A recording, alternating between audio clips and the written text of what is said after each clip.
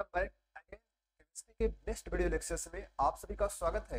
आज की इस वीडियो लेक्चर्स में हम लोग अपने नेक्स्ट टॉपिक पर डिस्कशन करेंगे। तो प्रीवियस लेक्चर्स में हमने कुछ वर्क फंक्शन पर डिस्कशन कर चुके हैं जिसका नाम था Gibbs energy in Helmholtz work function पर डिस्कशन हो चुका है। आज हम लोग ये पढ़ेंगे कि आज की इस वीडियो लेक्चर्स में हम पढ़ेंगे spontaneity of process. Spontaneity process पर हम डिस्कशन करेंगे कि कौन सा प्रोसेस स्पॉन्टेनिटी को शो करता है, कौन सा रिएक्शन होगा केमिस्ट्रिक टर्म अगर देखा जाए, कौन सा ऐसा रिएक्शन होगा जो फिजिबल होगा, कौन सा ऐसा रिएक्शन होगा जो नॉन फिजिबल होगा, और कौन सा ऐसा रिएक्शन होगा जो अपने इक्विलिब्रियम को मेंटेन करके रखेगा। हम आज इसी टॉपिक पर डिस्कशन करेंगे। तो आज का जो हमारा टॉपिक है वो शुरू करेंगे। बहुत ही इंटरेस्टिंग टॉपिक है, आप वीडियो को लास्ट तक बने रहे। तो टॉपिक है वो क्या है, स्पॉन्टेनिटी प्रोसेस। तो स्पॉन्टेनिटी जो प्रोसेस ये वर्ड लिखा गया है, ये स्पॉन्टेनिटी प्रोसेस को हम लोग गिब्स एनर्जी के टर्म पढ़ना चाहेंगे। किस टर्म पढ़ना चाहेंगे? गिब्स एनर्जी के टर्म पढ़ना चाहेंगे। तो एक्चुअली हमने प्रीवियस लेक्चर्स में पढ़ा कि जो चेंज गिब्स एनर्जी होती है वो क्या शो करती है, चेंज गिब्स एनर्जी शो करती है delta G equal to delta H minus T delta S. ये हमारा एक क्या है, मैथमेटिकल फॉर्मूला है। अब इस मैथमेटिकल फार्मूला की बेसिस पर हम लोग कुछ टर्मिनोलॉजी का इस्तेमाल करेंगे और उस टर्मिनोलॉजी की बेसिस पर हम आपको सबसे पहले कुछ कंडीशन बताते हैं और किस किस कंडीशन पर ये शो होगा, स्पॉन्टेनियस, नॉन स्पॉन्टेनियस या इक्विलिब्रियम पर होगा। तो सबसे पहले मैं आपको इसके बेसिस पर सबसे पहले मैं आपको कुछ कंडीशन बताना चाहूंगा। कंडीशन ये होती है कि स्पॉन्टेनिटी के लिए क्या होगा, जो डेल्टा जी होती है उसकी वैल्यू क्या होनी चाहिए, नेगेटिव। डेल्टा जी की वैल्यू अगर नेगेटिव हो रही है केस नंबर फर्स्ट में क्या होगा, अगर नेगेटिव होगी तो प्रोसेस क्या होगा, स्पॉन्टेनियस होगा। क्या होगा, स्पॉन्टेनियस होगा। वो प्रोसेस स्पॉन्टेनियस होगा या इसी को हम लोग कह सकते हैं वो प्रोसेस फिजिबल होगा। क्या होगा, फिजिबल होगा। दैट इज वो प्रोसेस स्पॉन्टेनियस होगा या तो फिजिबल होगा। और नाउ सेकंड सिचुएशन क्या होती है, जब डेल्टा जी की वैल्यू क्या आएगी, पॉजिटिव होगी, तो वो हमारा प्रोसेस क्या होगा, नॉन स्पॉन्टेनियस होगा। इसे हम नॉन स्पॉन्टेनियस कंसीडर करेंगे, वो नॉन स्पॉन्टेनियस होगा। और उसको और हम सकते हैं नॉन फिजिबल होगा। क्या होगा, नॉन फिजिबल होगा। मतलब वो डायरेक्टली फिजिबल नहीं होगा, ऑटोमेटिक रिएक्शन कंप्लीट नहीं होगा। नाउ थर्ड सिचुएशन में हम लोग आएंगे, जब डेल्टा जी की वैल्यू क्या हो जाती है, जीरो हो जाती है। तो ऐसे सिचुएशंस में एक नई टर्मिनोलॉजी डेवलप होती है जिसका नाम होता है इक्विलिब्रियम पर होगा। किस पर होगा, वो इक्विलिब्रियम पर होगा।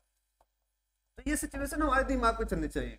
इक्विलिब्रियम पर होगा मतलब थ्री लॉजिक का इस्तेमाल करना।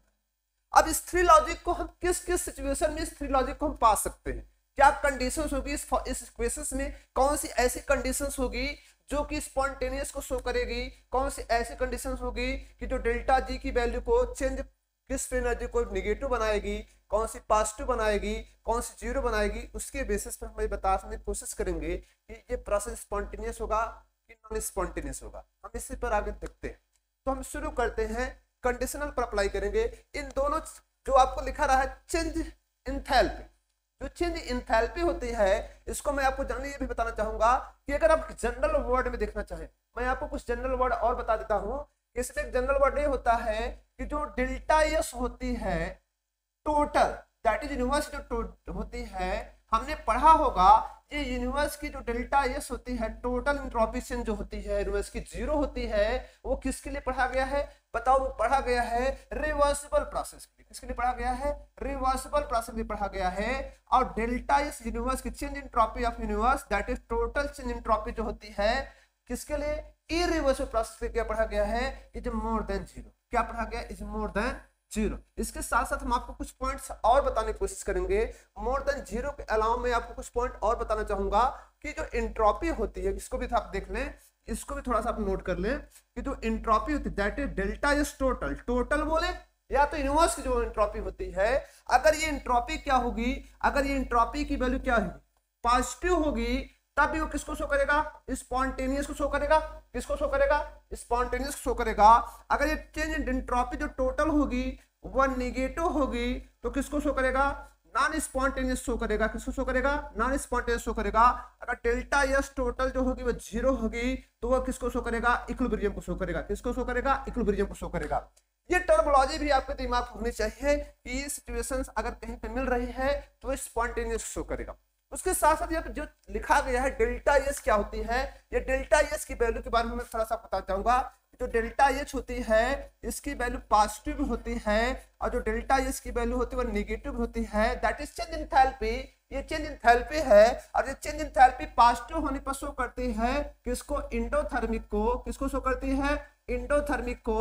एंडोथर्मिक का मतलब होता है कि उस रिएक्शंस में, उस प्रोसेस में एनर्जी का एब्जॉर्ब होगा, हीट का एब्जॉर्ब होगा।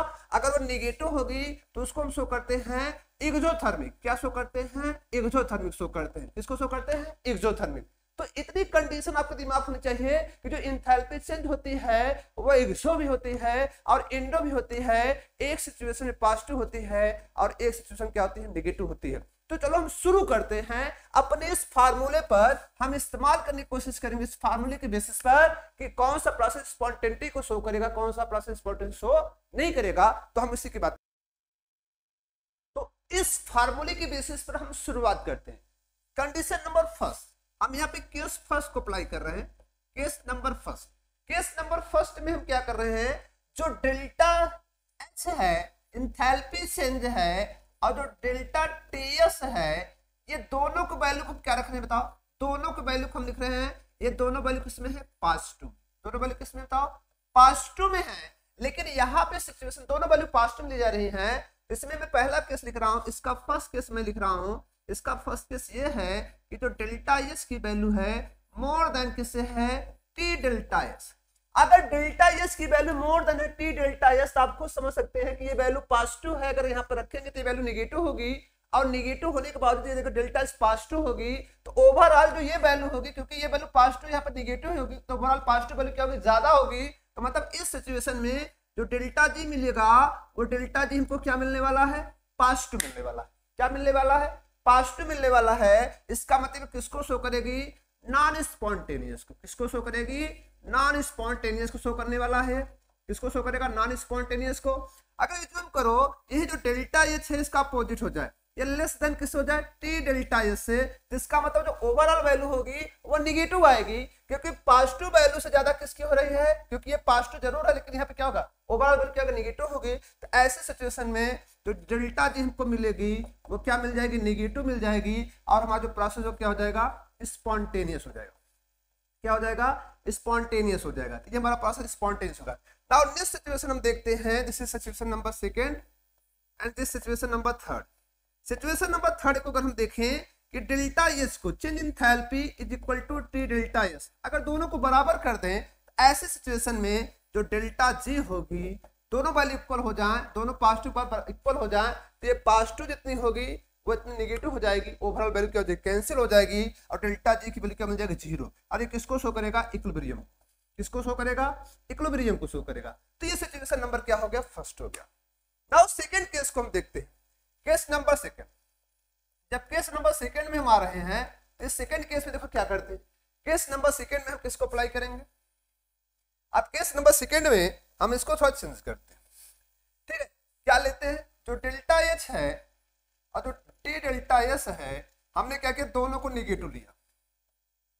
दोनों को क्या लिया, निगेटिव लिया। अब पहली कंडीशन हमने क्या किया, दोनों को निगेटिव लिया और पहली कंडीशन में डेल्टा एस को मोर देन किसे रखा, टी डेल्टा एस। अब आप देख सकते हैं कि दोनों वैल्यू नेगेटिव है, ये तो नेगेटिव नेगेटिव पॉजिटिव हो जाएगी, लेकिन जो नेगेटिव वैल्यू डेल्टा एच की है वो मोर देन किससे है, तो बताओ ओवरऑल वैल्यू क्या आने वाली है, जो डेल्टा एच की वैल्यू आएगी वो आ जाएगी निगेटिव। क्या आ जाएगी, निगेटिव। और डेल्टा एच की वैल्यू, सॉरी डेल्टा जी की वैल्यू आएगी निगेटिव आएगी। दैट इज चेंज ग्रिस्फी एनर्जी जो होगी निगेटिव होगी और निगेटिव होने का मतलब किस में जाएगी, स्पॉन्टेनियस। किस में जाएगी, spontaneous. Similarly case number second देखते हैं। केस नंबर सेकंड क्या कर रहा है, केस नंबर सेकंड हम क्या ले रहे हैं, जो चेंज इंथैल्पी है वो लेस देन किससे है, टी डेल्टा एस से। मींस दैट यहाँ पर ये जो वैल्यू आप देख रहे हैं, यहाँ पे जो इंथैल्पी चेंज की वैल्यू है वो लेस है टी डेल्टा एस से। तो इसका मतलब क्या होगा, यहाँ पर आप खुद समझ सकते हैं कि ये वैल्यू नेगेटिव से नेगेटिव क्या पॉजिटिव हो जाएगी और ये ओवरऑल डेल्टा एस से ज्यादा है और डेल्टा एस से जब ज्यादा होगी तो ओवरऑल पॉजिटिव वैल्यू बनेगी और यहाँ पे हमें क्या मिल जाएगा, जी की वैल्यू पॉजिटिव होने का मतलब है किसमें होगा, ये नॉन स्पॉन्टेनियस। किसमें होगा, नॉन स्पॉन्टेनियस होगा। नाउ नेक्स्ट थर्ड सिचुएशन क्या होगी, इन दोनों को इक्वल कर दो। ये दोनों वैल्यू अगर इक्वल हो जाए तो हमें क्या मिल जाएगा, डेल्टा जी की जो वैल्यू हमें मिलेगी वो क्या मिल जाएगी 0, दैट इज इक्विलिब्रियम। किस पर हो जाएगी इक्विलिब्रियम पर हो जाएगी। आप खुद समझ सकते हैं कि नेगेटिव पॉजिटिव ओवरऑल क्या हो जाएंगे कैंसिल हो जाएंगे। केस फर्स्ट और केस सेकंड हमने एक लिए क्या लिया दोनों को पॉजिटिव रखा, एक में दोनों क्या रखा नेगेटिव रखा। Now second next third case में आते करते हैं। केस जो थर्ड हमारा है केस थर्ड ये है कि डेल्टा एच को मैं रख रहा हूं पॉजिटिव और टी डेल्टा एच को मैं क्या रख रहा हूं नेगेटिव। तो बताओ ऐसे सिचुएशन में अगर इसको पॉजिटिव नेगेटिव रखना हो तो बताओ क्या होगा। जो delta G is equal to delta H minus T delta S है, आप खुद समझ सकते हैं इसकी वैल्यू क्या हो जाएगी। ये वैल्यू क्या होगी बताओ, ये वैल्यू तो पॉजिटिव होगी, ये नेगेटिव होगी, सॉरी ये वैल्यू क्या होगी आप खुद समझ सकते हैं। अगर इसको हम देखें तो ये वैल्यू क्या है पॉजिटिव माइनस ये वैल्यू क्या है नेगेटिव है। तो ओवरऑल वैल्यू क्या आ जाएगी बताओ, ओवरऑल वैल्यू नेगेटिव नेगेटिव क्या हो जाएगी पॉजिटिव। इसका मतलब जो डेल्टा जी हमको मिलेगा वो पॉजिटिव मिलेगा और पॉजिटिव मिलने का मतलब क्या होगा बताओ नॉन स्पॉन्टेनियस।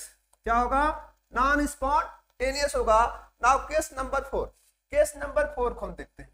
जो केस नंबर 4 आपका दिख रहा है इस केस नंबर 4 में क्या होगा कि हम क्या लिख रहे हैं जो आपका डेल्टा एच है इसको हम क्या ले रहे हैं बताओ नेगेटिव। अब आप खुद समझ सकते हैं पॉजिटिव का मतलब क्या होता है ये इंडोथर्मिक है और नेगेटिव मतलब क्या है एक्सोथर्मिक है। हमने इसको पॉजिटिव नेगेटिव रखा और टी डेल्टा एच को हमने क्या रखा पॉजिटिव रखा। क्या रखा पॉजिटिव रखा। तो बताओ सिचुएशन क्या बनेगी इस फार्मूले को हम रखेंगे तो delta G is equal to क्या हो जाएगा ये वैल्यू क्या होगी नेगेटिव नेगेटिव माइनस ये वैल्यू क्या है पॉजिटिव। ओवरऑल वैल्यू क्या होगी बताओ क्या होगी बताओ ओवरऑल वैल्यू हमें क्या मिलेगी नेगेटिव मिलेगी क्योंकि पॉजिटिव नेगेटिव नेगेटिव हो जाएगी। तो यहाँ पे हमें डेल्टा जो जी मिलेगा वो क्या मिल जाएगा नेगेटिव मिल जाएगा। और ऐसे सिचुएशन प्लस हमारा क्या हो जाएगा स्पॉन्टेनियस हो जाएगा।